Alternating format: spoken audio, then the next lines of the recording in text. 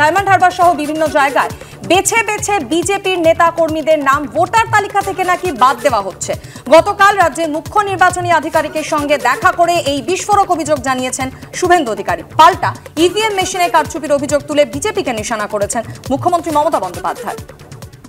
আমাদের মন্ডল প্রেসিডেন্ট, কিষাণ মোর্চার vice president, even বিজেপির যে ইউনিট আছে শক্তি কেন্দ্র, এটা মানে হিমশৈলের একটা চূড়ামত। এই ডায়মন্ড হারবার তো মডেল, গোটা রাজ্যের 42টা লোকসভাতেই কম বেশি এই চুরি করার কাজটা হয়েছে। ইভিএম মেশিনও কারচুপি করে। বুথে আপনি এজেন্ট দেবেন, তাকে 5 লাখ টাকা দিয়ে দিচ্ছে, দিয়ে বলছে তুমি কিন্তু ভোটের দিন বুথে কাউন্টিংয়ের দিন পালিয়ে যাবে।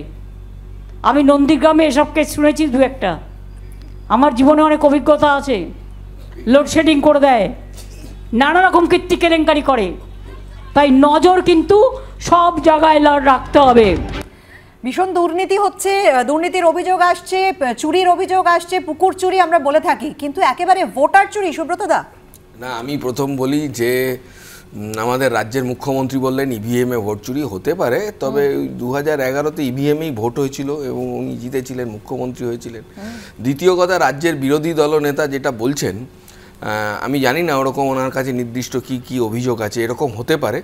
তবে একটা বিষয় কি, এই যে নির্দিষ্ট করে ভোটার বাদ দেওয়া যে এক্সপিরিয়েন্স গুজরাটে ওনারা করেছেন, সেটা এখানেও হতে পারে, আমি জানি না। কিন্তু আমি যেটা বলছি সেটা হচ্ছে গিয়ে ভয়ঙ্কর। এই যে চারিদিকে নজর রাখার কথা বলছেন রাজ্যের মুখ্যমন্ত্রী, এখানে টাকা দিয়ে দিচ্ছে, ওখানে টাকা দিয়ে দিচ্ছে, উনি নিজের বাড়িতে ভালো করে নজর রাখুক।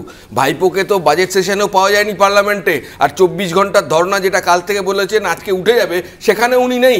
উনি বাড়িতে ভালো করে খোঁজ করুন, যে ওনার দলের মধ্যে ভালো করে খোঁজ করুন, আরএসএস এবং বিজেপির কত এজেন্ট ওনার দলের মধ্যে আছে সেইটা খুঁজে বার করে পাবলিকের সামনে এক্সপোজ করুন। আমরা বারবার বলছি যে ট্রেন যাচ্ছিল মুম্বাইতে, মুম্বাই ভায়া নাগপুর, উনি নাগপুরে নেমে গেছেন, আরএসএস এর দপ্তরে নেমে গেছেন। একের পর এক নির্বাচনে দুর্দান্ত সাফল্য তৃণমূল কংগ্রেসের। তারপরে যখন মুখ্যমন্ত্রী এই কথা বলছেন এবং বিরোধী দলনেতা ভোট চুরির কথা বলছে, আমি মুখ্যমন্ত্রীর কথা থেকেই বলছি, এটা কখনো আবার বুমেরাং হয়ে যাবে না তো?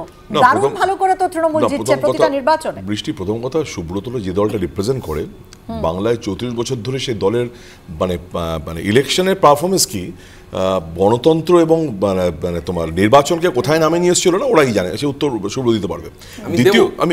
দ্বিতীয়ত আজকে মানে চোরের মায়ের বড় গলা বলে না, যে দাঁড়িয়ে শুভেন্দু অধিকারী যে দলে ছিল, যে দলটা করতো, সেই দলে এতদিন করে গেছে, তার কোনো মনে হয়নি। তাহলে সে দলে গিয়ে ওই রকম করতো, মানে আমার বক্তব্য তা নয়, আমার বক্তব্য সে দলে দাঁড়িয়ে কোথাও যদি কোনো জায়গায় কোনো অন্যায়, কোনো দুর্নীতি থাকে, তখন সে কোনোদিন প্রতিবাদ করেনি।